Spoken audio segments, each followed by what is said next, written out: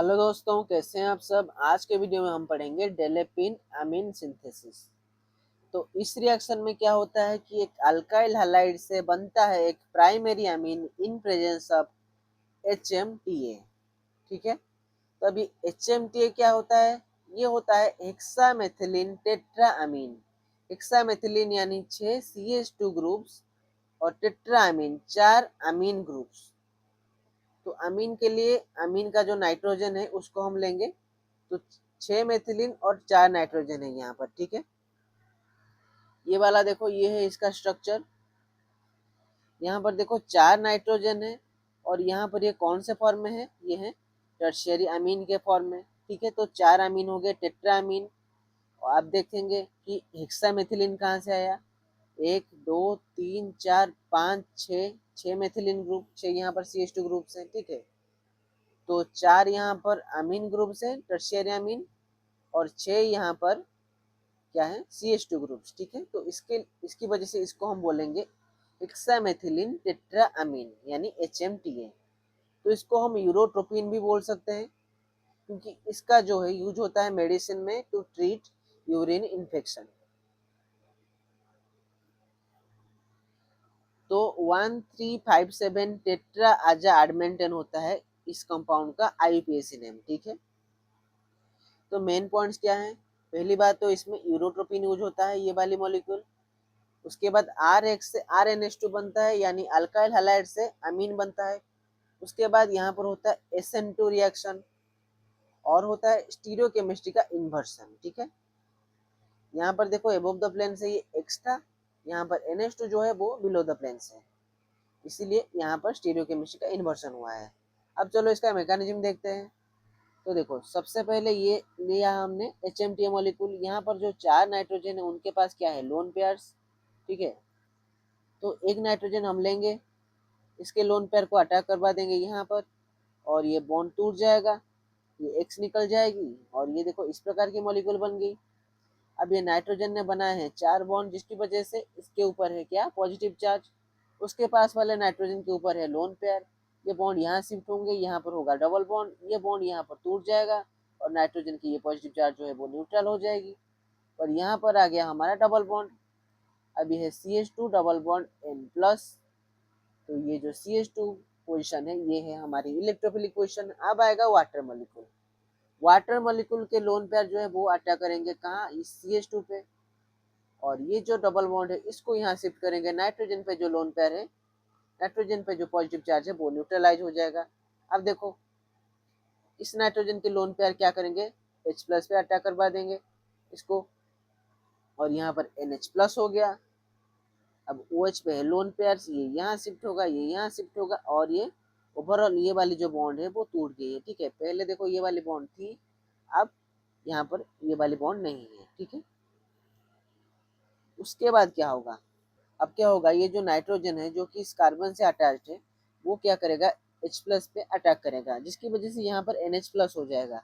इसका पास वाला जो नाइट्रोजन है अपने लोन पेयर यहाँ देगा, ये बॉन्ड टूट जाएगा, और यहाँ पर हो गया डबल बॉन्ड। यहाँ पर वाटर अटैक करेगा, और ओवरऑल यहाँ पर OH लग जाएगा। OH के लोन पेयर यहाँ शिफ्ट होंगे, जिसकी वजह से ये बॉन्ड टूट जाएगा। तो यहाँ पर आप देखो 2 बॉन्ड टूट चुके हैं नाइट्रोजन के। ठीक है, पहले यहाँ पर थे 4 बॉन्ड यहाँ पर, और यहाँ पर कितने हैं? यहाँ पर है इसके 2 बॉन्ड नाइट्रोजन के। ठीक है, ये एक, ये एक। अब ये फिर से क्या करेगा? एक H+ पे अटैक करेगा, और फिर से इसके पास वाला जो नाइट्रोजन है वो अपने लोन पेयर देके इस बॉन्ड को तोड़ देगा। अब फाइनली ये वाली जो है ये बाई प्रोडक्ट के रूप में निकल गई, और ये होगी हमारी अमीन, जो कि है मेन प्रोडक्ट। ठीक है, तो अब हम इस कॉम्प्लिकेटेड मैकेनिज्म को सिंप्लीफाइड फॉर्म में समझने की कोशिश करते हैं। सबसे पहले क्या है कि नाइट्रोजन के लोन पेयर अटैक करेंगे इस कार्बन पे, और इस X को निकाल देंगे। अब नाइट्रोजन ने बनाए हैं 4 बॉन्ड। हम क्या करेंगे कि इस 4 बॉन्ड जो हैं इनमें से हम ये जो 3 बॉन्ड है इनको हम तोड़ेंगे। ठीक है, उसके लिए हम क्या करेंगे? HCl और वाटर देंगे, यानी एसिडिक हाइड्रोलिसिस करेंगे। तो पहली बार हमने जो HCl और वाटर दिया तो ये वाला बॉन्ड टूट गया। उसके बाद HCl और वाटर दिया तो ये वाला बॉन्ड टूट गया। फिर से ये HCl और वाटर, तो ये वाला जो बॉन्ड है ये टूट गया, तो धीरे धीरे करके यहाँ पर नाइट्रोजन के 3 बॉन्ड टूट गए और बचा एक ही बॉन्ड जो कि इस सबसेट के साथ है। ठीक है, तो ये हो गया हमारा फाइनल प्रोडक्ट।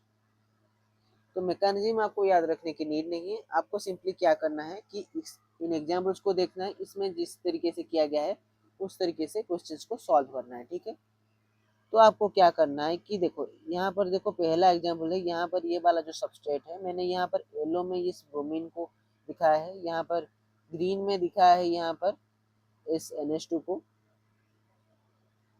तो देखो HMTH CHCl3 HCl वाटर, यानी ये कंडीशन है किसकी, डेलेपिन रिएक्शन की। तो यहाँ पर एक जो हाइड्रोजन है ये है ब्रोमीन, हाइड्रोजन अटैच है कार्बन से। सिंपली आपको क्या करना है, इस हाइड्रोजन को रिमूव करना है, उसकी जगह पर NH2 पुट कर देना है, तो हो गया ये प्रोडक्ट। उसके बाद यहाँ पर देखो दो ब्रोमीन है, एक यहाँ एक यहाँ, पर ये जो ब्रोमीन है ये sp2 कार्बन पे है और ये ब्रोमीन sp3 कार्बन पे। तो यहाँ पर हमने देखा कि क्या रिएक्शन होती है, यहाँ पर देखा कि हमारी SN2 रिएक्शन होती है, और SN2 रिएक्शन जो है वो फेवरेबल है sp3 कार्बन पे, sp2 पे तो नहीं होती। तो इस ब्रोमीन को कोई भी इफेक्ट नहीं पड़ेगा और ये वाली जो ब्रोमीन है वो रिमूव हो जाएगी, उसकी जगह पर ऐड होगा हमारा NH2।